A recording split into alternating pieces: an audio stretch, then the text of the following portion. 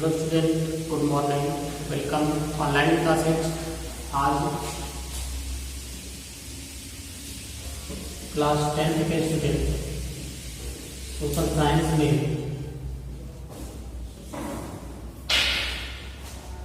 Civics पढ़ेंगे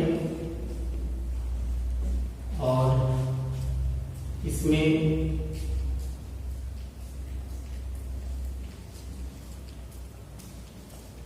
lesson number 5 चल रहा है। लेसन नंबर 5 जनसंघर्ष और आंदोलन।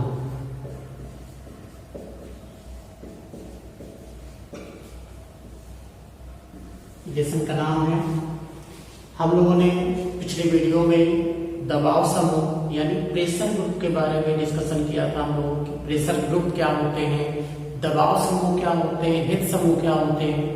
आज हम देखेंगे कि जो दबाव समूह होते हैं वो दबाव समूह की गतिविधियां लोकतांत्रिक सरकार के कामकाज के लिए कैसे उपयोगी है, इसके बारे में हम लोग आज डिस्कशन करेंगे। तो हम लोग देखते हैं कि जो राजनीतिक गतिविधियां होती हैं, दबाव समूह जो है उसमें किस तरह से उपयोगी साबित होता है।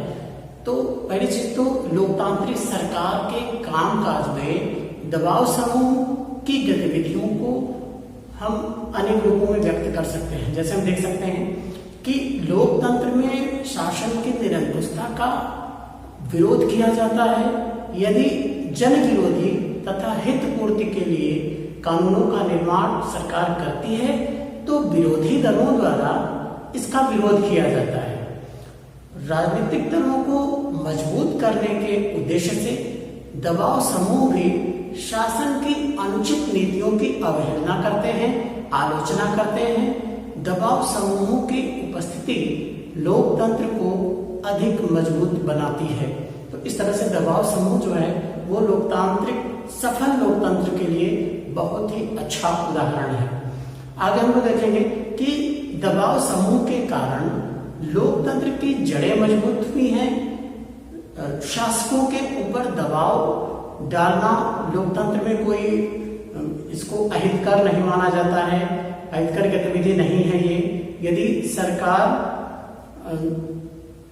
सरकार इसका लाभ सभी को प्राप्त होता है, जब कुछ ऐसी नीतियां होती हैं जिससे सभी को सरकारी नीतियों से लाभ प्राप्त होता है तो ऐसी चीजें जो है अहितकर जो है गतिविधि नहीं मानी जाती है। दबाव समूह जो भी प्रेशर डालता है वो उचित माना जाता है। तो आगे हम लोग देखेंगे कि दबाव समूह जो है वो सामान्य जनता की आवश्यकताओं को सरकार के सम्मुख प्रस्तुत करते हैं। सरकारें धनी तथा शक्तिशाली लोगों के अनुचित दबाव में आकर के बहुसंख्यकों के हितों को हानि पहुंचा सकती है। अतः दबाव समूह जनसाधारण के हित में सरकार के ऊपर दबाव डालकर उपयोगी भूमिका निभा सकते हैं। ये सारी चीजें जो दबाव समूह हैं वो सरकार के ऊपर करते हैं, राजनीतिक पार्टियों के ऊपर करते हैं। आगे हम देखें कि वर्ग विशेष हित समूह भी लोकतंत्र में महत्वपूर्ण भूमिका का निर्वाह करते हैं। विभिन्न समूह अपनी अपनी मांगों को मनवाने के लिए सरकार पर दबाव डालते हैं।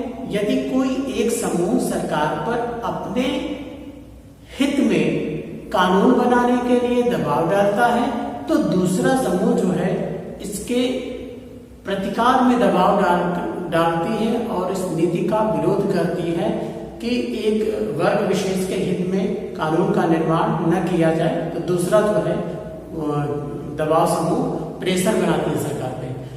आगे हम देखेंगे कि दबाव समूह की गतिविधियों से सरकार को भी यह आभास रहता है कि विभिन्न हित समूह शासन से क्या चाहते हैं। इससे परस्पर विरोधी हितों के बीच सामंजस्य बैठाना तथा शक्ति संतुलन करना संभव हो जाता है। दबाव समूह जो होते हैं वो राजनीतिक दलों तथा प्रशासनिक अधिकारियों को इस कारण प्रभावित करते हैं जिससे उसके अधिकतम हितों को प्रोत्साहित तथा संरक्षण प्राप्त हो सके। तो इस तरीके से जो दबाव समूह होते हैं वो सरकार की गतिविधियों को नियंत्रित करते हैं, उनकी गतिविधियों पर नजर रखते हैं और इस तरह से सरकार लोकतांत्रिक देशों की सरकारें सही ढंग से शासन का संचालन करती हैं, जनता के हितों के बारे में सोचती हैं और हितों के संबंधित जो है नियम कानूनों का निर्धारण होता है। ओके स्टूडेंट, आज के इतना ही, गुड बाय।